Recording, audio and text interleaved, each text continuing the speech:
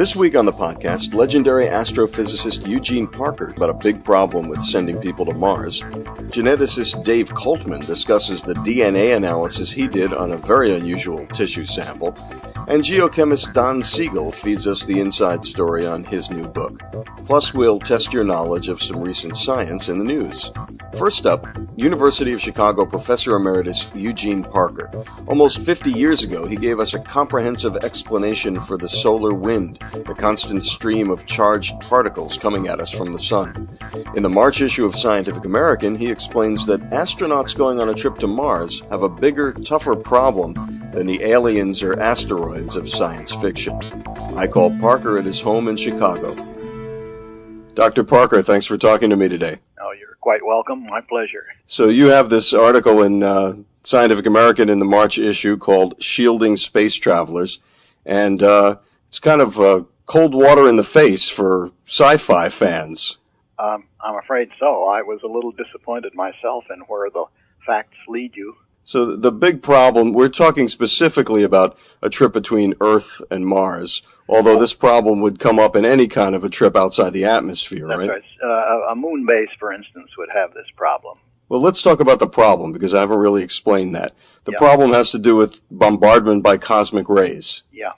What are cosmic rays, first of all, and why are they a problem for people? Well, the cosmic rays are mostly protons, that is, the nucleus of a hydrogen atom, with the nuclei of a few nuclei of heavier atoms thrown in. They're moving nearly the speed of light, so that when they hit some matter, they go right on through, leaving behind a trail of atoms with electrons ripped off them and chemical bonds broken.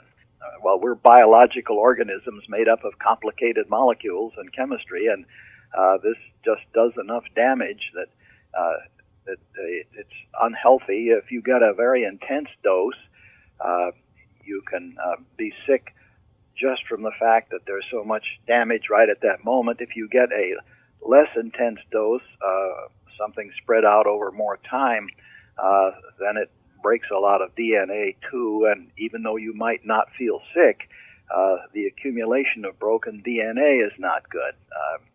You tend to be prone to cancer in later years and so forth. People on the surface of the Earth really don't have to worry about this too much, right? That's correct. The atmosphere over your head is 14 pounds of air over every square inch, or a kilogram over every square centimeter, and that's enough to stop the almost all of the cosmic rays. In your Scientific American article in the March issue, you talk about the three most common proposals that people have put forth in an attempt to come up with solutions to this problem, and the three proposals to shield space travelers.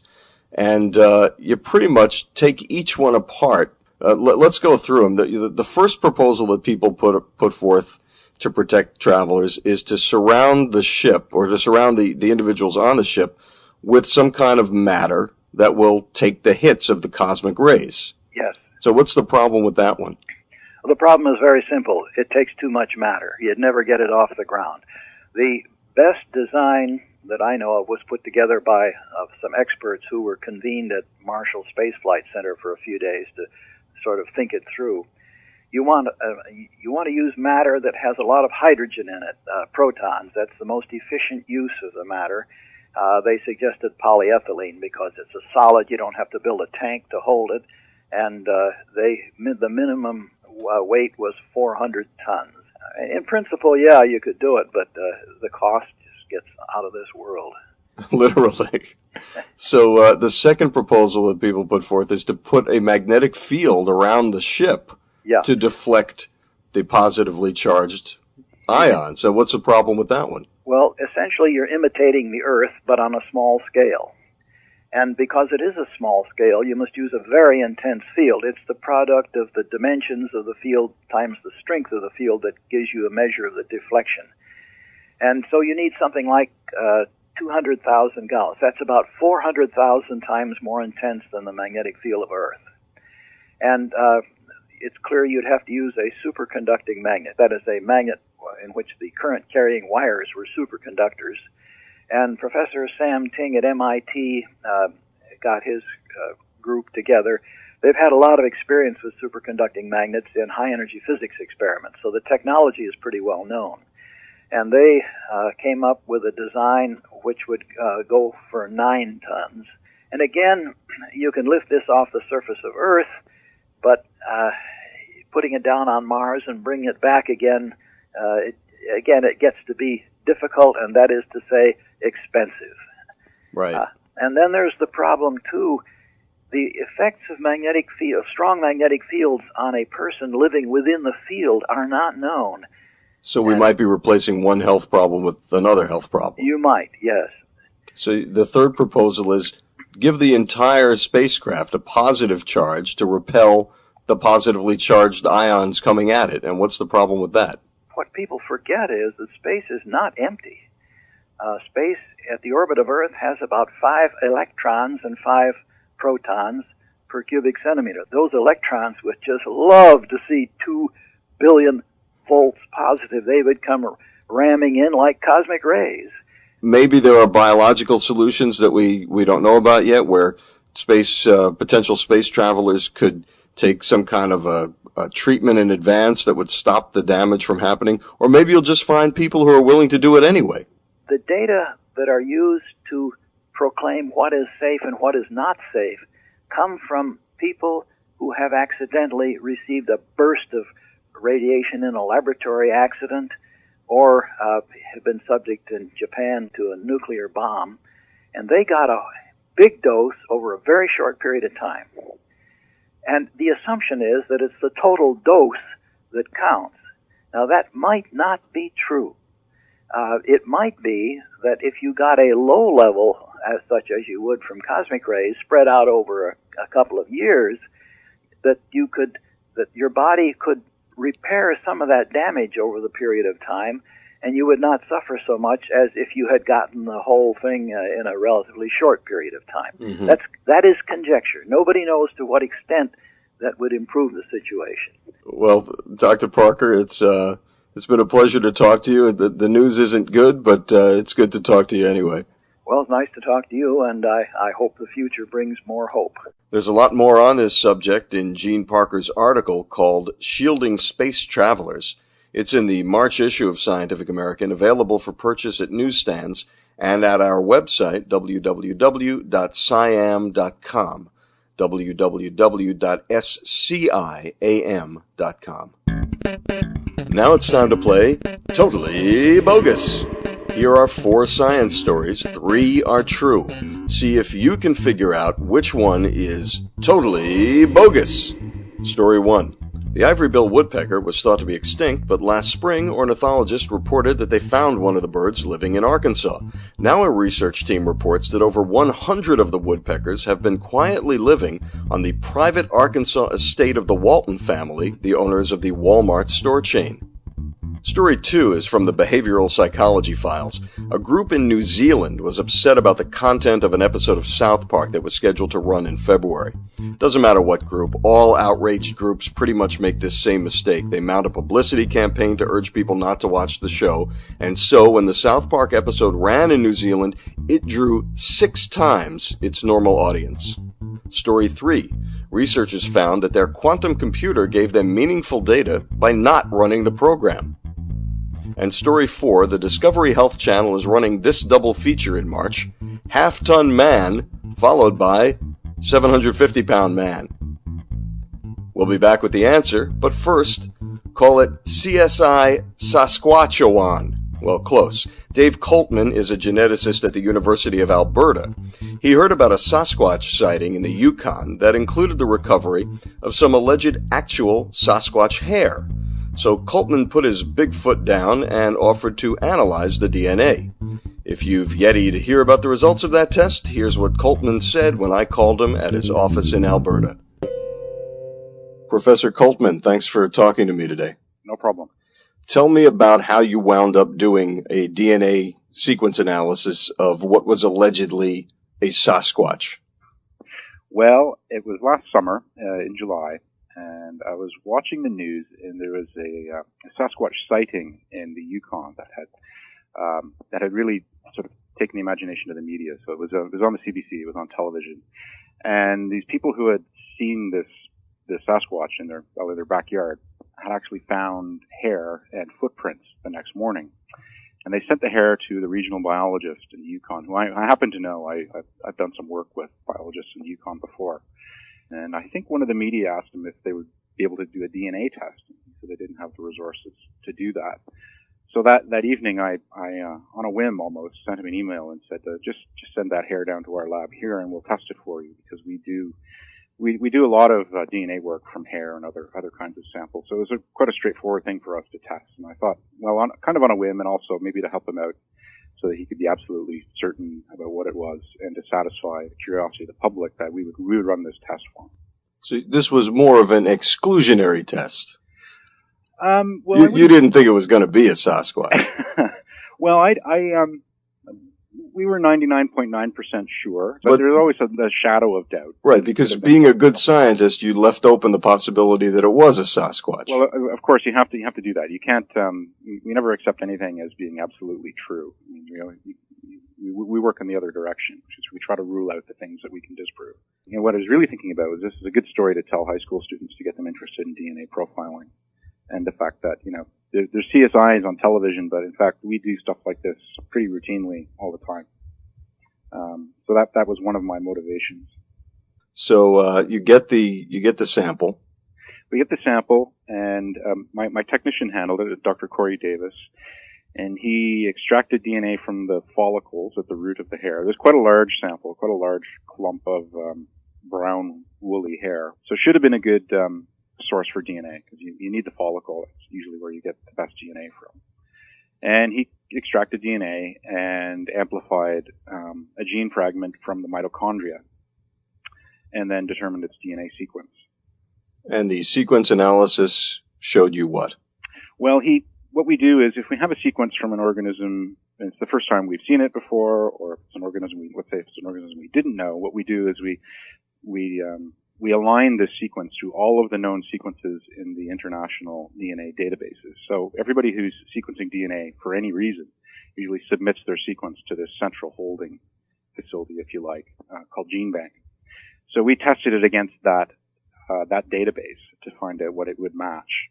And this is something you quite literally cut and paste the sequence into your browser on the web, and it'll return the best matches. And it came back with 100% matches to a bison. So we were pretty sure we had a bison. Well, how disappointing.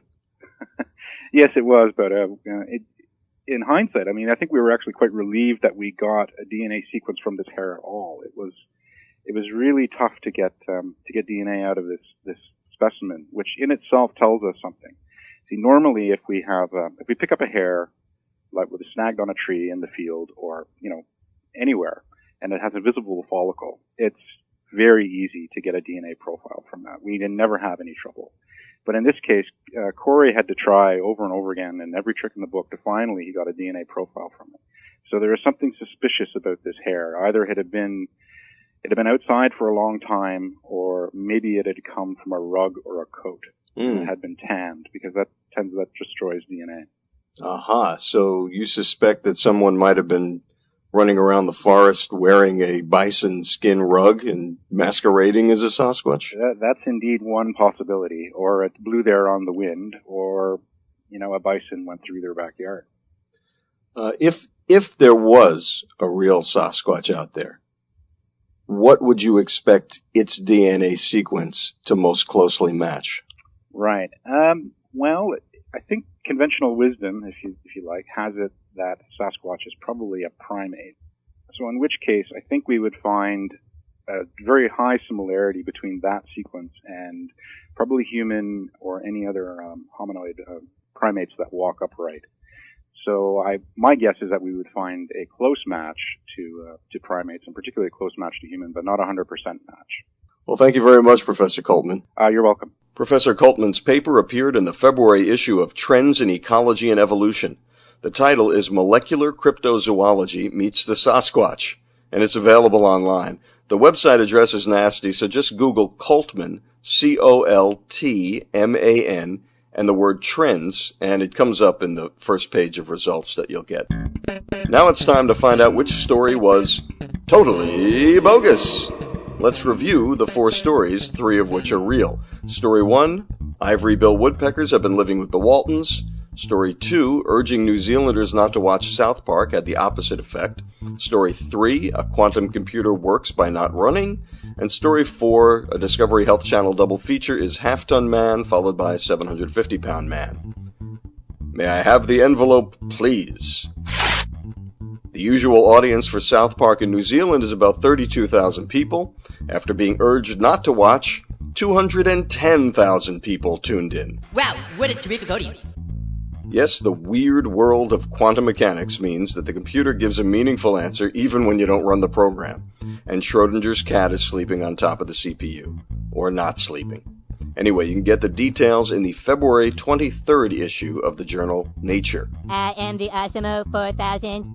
The Discovery Health Channel is running the 1,750-pound double feature on March 5th, according to their website. But listen, you don't lead with the half-ton man and then follow up with the 750-pound man. You wouldn't start a sci-fi double feature with The Thing and then follow it with the somewhat smaller Thing. I learned something today. Which means that the story about the ivory bill woodpeckers is totally bogus. Which is just as well because nobody needs a big sale on ivory bills at Walmart. Attention, shoppers.